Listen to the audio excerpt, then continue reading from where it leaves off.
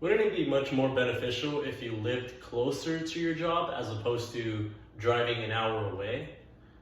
Well, nowadays it's fairly common for people to have a 30 to a 1 hour commute every single day on their way to work. But what you fail to realize, or what they fail to realize, is that that 1 hour becomes 2 hours a day, and in 1 week, those 2 hours becomes 10 hours. So when you're cutting away 10 hours of your day, you are cutting away essentially 10 hours where you can be productive if you were to live closer to your job. You see, what many people are doing is, some people, if they're on the smarter end, they would have a more economical car, which is kind of what we're leaning towards with this EV industry that we're moving into.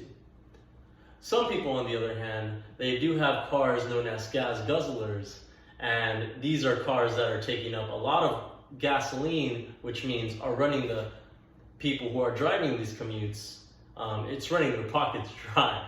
So that's one thing that you kind of don't want to do. You don't want to spend a lot of money, you don't want to waste a lot of your time, because essentially, what are you really earning in return? The benefits of living closer to your job is, one, you sustain energy, so you can pretty much walk to work, bike to work, or maybe even run to work. So you are making your time very productive as opposed to sitting down for 30 minutes to an hour in your vehicle. This allows you to pretty much be more productive even at your workplace. If you have let's say, a very comfortable job where you are very secure, then why would you not want to live closer to your job? If you have a home where you are paying a little less to save more money, and that's why you live further, then you have to start doing the math and start saying, hey, am I really saving enough money by driving this commute? But also you gotta look at the cons and think, hey, I'm also wasting this much energy just to make it to work.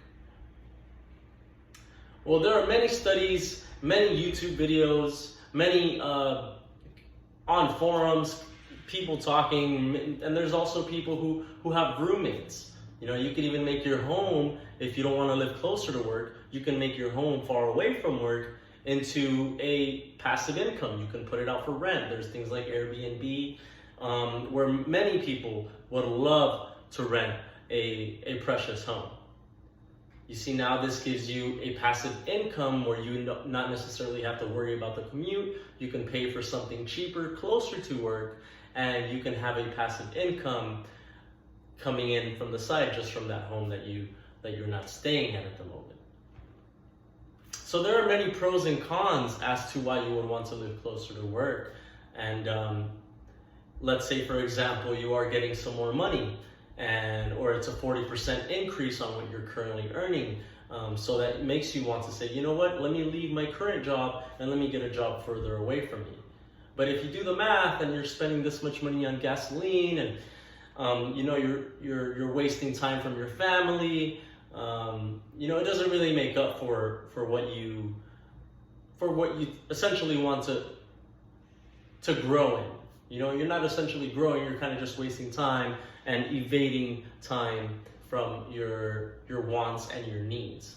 So the value here is being able to perform even better at your work, being able to be more productive throughout your day, and having less stress overall. Let's say if you drove an hour to your job and then you had to drive an hour back, this would reduce the amount of time that you have at work.